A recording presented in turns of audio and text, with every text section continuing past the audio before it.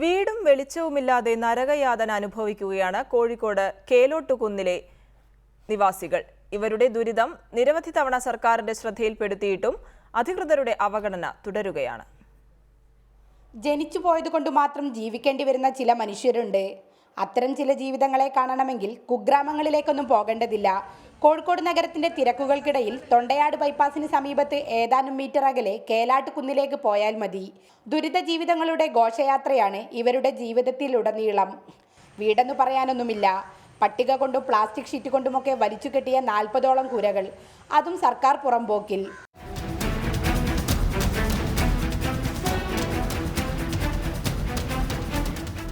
Ration കാർഡില്ല, identity ഇല്ല, ഒന്നുമില്ല. ഞങ്ങൾക്ക് എവിടെ പോയാലും ഞങ്ങൾക്ക് ഒന്നുമില്ലാത്തതുകൊണ്ട് റേഷൻ കാർഡില്ല, തിരിച്ചറിയൽ കാർഡ് ഉണ്ടോയെന്ന് ആദ്യം ചോദിക്കുക. വീട്ടിന് നമ്പർ ഇല്ലാത്തതുകൊണ്ട് അതൊന്നും ഞങ്ങൾക്ക് കിട്ടൂല്ലല്ലോ. വീട്ട് നമ്പർ റേഷൻ കാർഡിന് അപേക്ഷയ്ക്ക് പോയാൽ ചോദിക്കും, വീട് നമ്പർ കൊണ്ടുവരാൻ പറയും. ഈ വീടിനൊക്കെ ആരാ നമ്പർ ഇട്ട് തന്നത്? ആരുമില്ല, നമ്പറൊന്നും ഇട്ട് തന്നില്ല. 20 വർഷം മുമ്പ് തൊണ്ടയാട് ബൈപ്പാസ് വികസിപ്പിച്ചപ്പോഴാണ് പലരും ഇവിടെ എത്തിയത്. കുടിയൊഴിപ്പിക്കപ്പെട്ടവരെ പാർപ്പിച്ചത് ഈ കുന്നിലാണ്. പുറമ്പോക്ക് ഭൂമിയായതിനാൽ കുടിവെള്ളമോ വൈദ്യുതിയോ ഇതുവരെ ലഭിച്ചിട്ടില്ല. രാത്രിയായാൽ പെട്രോൾ പമ്പുകളിൽ നിന്ന് വാങ്ങുന്ന ഡീസൽ കത്തിച്ചാണ് ഇവർ വെളിച്ചം തേടുന്നത്. വിദ്യാർത്ഥികളായ കുട്ടികളും പഠിക്കുന്നത് ഈ വെളിച്ചത്തിൽ തന്നെ. പല സർക്കാരുകളും പല പദ്ധതികളും ജനക്ഷേമത്തിനായി വന്നുപോയെങ്കിലും കേലാട്ടുകുന്നുകാരെ ആരും കണ്ടില്ല.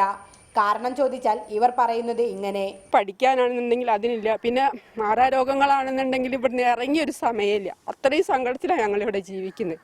ഇനി ഞങ്ങൾ എല്ലാ പറ്റാവുന്നിടത്തോളം ഞങ്ങൾ ഓരോരുത്തർ പിന്നാലെ ഞങ്ങൾ ഓടി.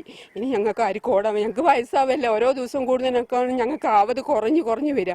ഞങ്ങളെ കണ്ണടഞ്ഞിക്കണം. ഞങ്ങൾക്ക് എങ്ങനെ മനസ്സമാധാനത്തോട് ഞങ്ങൾ മരിക്കുക? ഞങ്ങളെ മക്കൾക്ക് കയറിക്കിടക്കാൻ ഒരിട സർക്കാർ എന്നാ കൊടുക്കുക? വൃത്തിയുള്ള ശുചിമുറികളോ മലമൂത്ര വിസർജന സൗകര്യങ്ങളോ ഇല്ലാത്തതിനാൽ ഇവിടെ പകർച്ചവ്യാധികളും പതിവാണ്.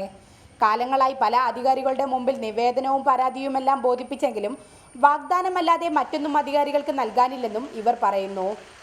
കോഴിക്കോട് നഗരത്തിന്റെ ഒത്തനടുവിൽ ഇങ്ങനെയും ചില മനുഷ്യർ ജീവിച്ചിരിപ്പുണ്ട്. ദുരിതം പെയ്യുന്ന കേലാട്ടുകുന്നിലെ ഈ ജീവിതങ്ങളെ ഇനിയെങ്കിലും ഒന്ന് സർക്കാർ കണ്ണു തുറന്നു കാണണം.